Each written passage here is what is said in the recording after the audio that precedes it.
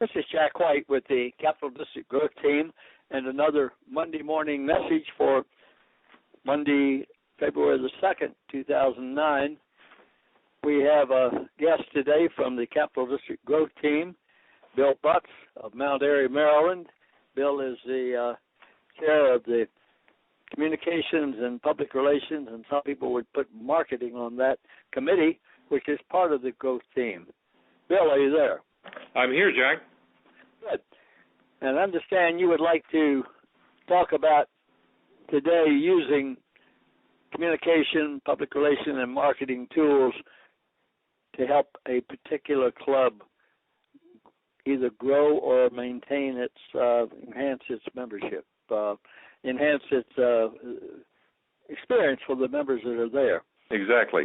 And the first thing I believe you wanted to do was talk about how communication can help inside the club to enhance the members' experience. What do you have in mind? Exactly. Well, first I want to share with folks what I really mean by communications and PR and marketing.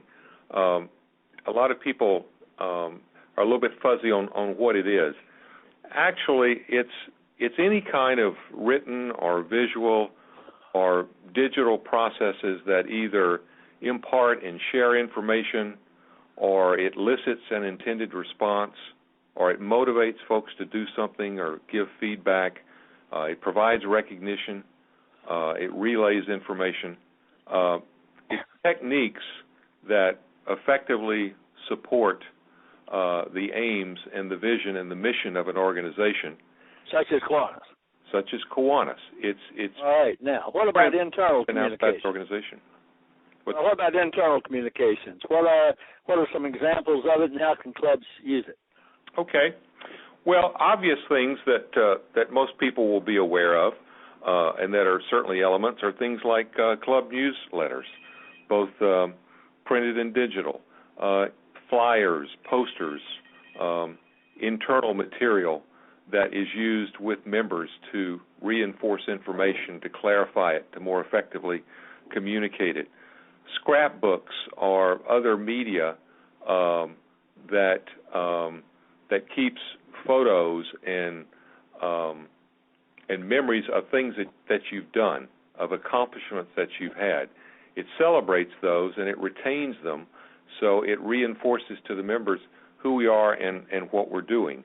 Certainly the club's website and any of the information and any of the processes that are added there, and it's a very efficient way to add and get out information for the benefit. All right. What about the second point that you had given me was talking about external communications in your community, and what do you mean by that?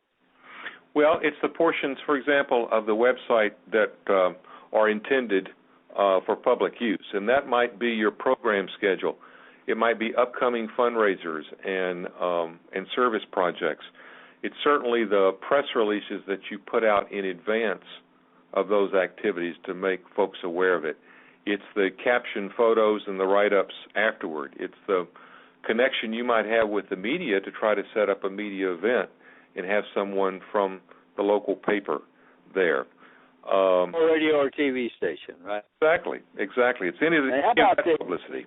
What I get impressed, I would drive into a town I'm not aware of, and if I see a sign, we all have these signs at the front that, what clubs are there, and you see the Kiwanis emblem with others. But if you drive around town and you see a Kiwanis Park, or this has been restored by Kiwanis, we got an engine here in town, a steam engine that, we worked on, got that. We got a little place downtown, a pavilion where they have a bandstand, has our name on it.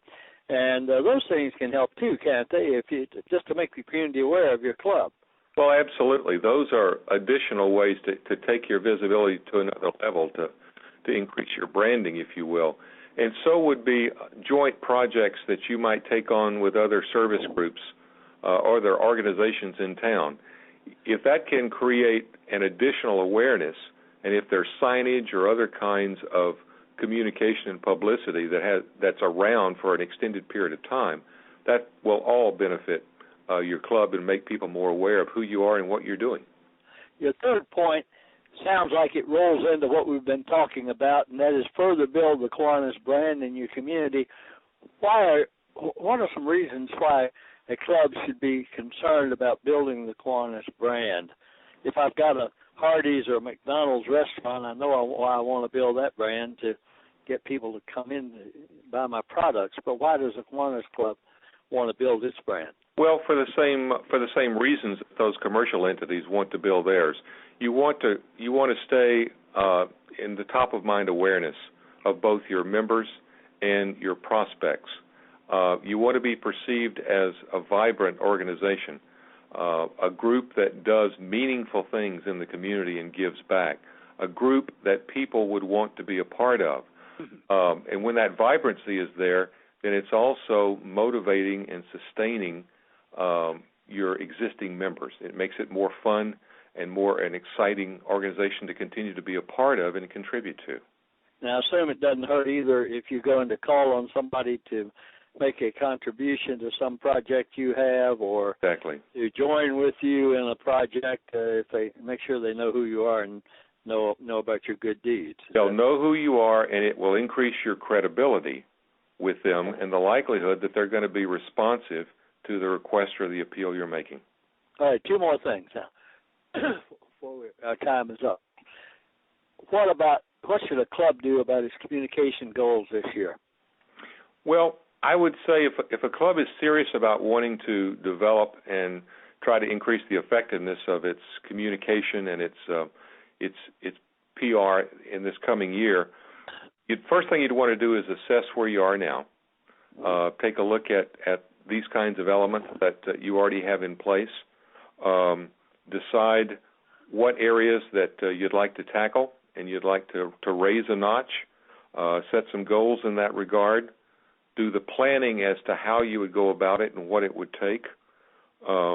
Communicate those goals to your membership, and then call on available resources that exist within the district to help you. Oh, okay. Now you're getting down to something that it's on my mind. Mm-hmm. We've got a club, and we say, we've got a newsletter. It's not very good. We don't have a website, and there are a few other things we'd like to do, but we don't know how to get started. What can they do? Well, I think you want to make, for example, your lieutenant governor aware that this is an area that you want to commit to and you want to make some progress in. Your lieutenant governor will likely point you in a couple of directions, or you can take the initiative yourself. There may well be clubs in your district that you're already aware of. In your division? In your division that already have good, strong websites, newsletters. They get good press. They seem to have a strong impression and image in their communities. You should speak with them and their PR and communications people. Free help nearby, is that it? That's right. That's right. They're right there, and there's no reason why you shouldn't create a dialogue and even a partnership with them and ask their assistance. All right. Now, if you don't find that right around your neighborhood, where do you go? You need to go to the members of the growth team. And for Commo and PR, that would be you, is that it? That's right. Communications and PR is me. Okay. Now, how would somebody get in touch with you quickly? Got a web address maybe? Sure. My email is Bill Butts, BILLBUTTS, @hotmail.com. Sounds pretty easy. Bill Butts, written together, @hotmail.com. Huh? Got it. Well, let's hope that some people will be inspired by this to look at their own club communication and get help in their neighborhood, or come to you if they need more help. And be sure and check with your lieutenant governor so they know what you're doing. The time is up. This has been another Monday morning message from the Capital District Growth Team. For our guest, Bill Butts, this is Jack White, thanking you for listening.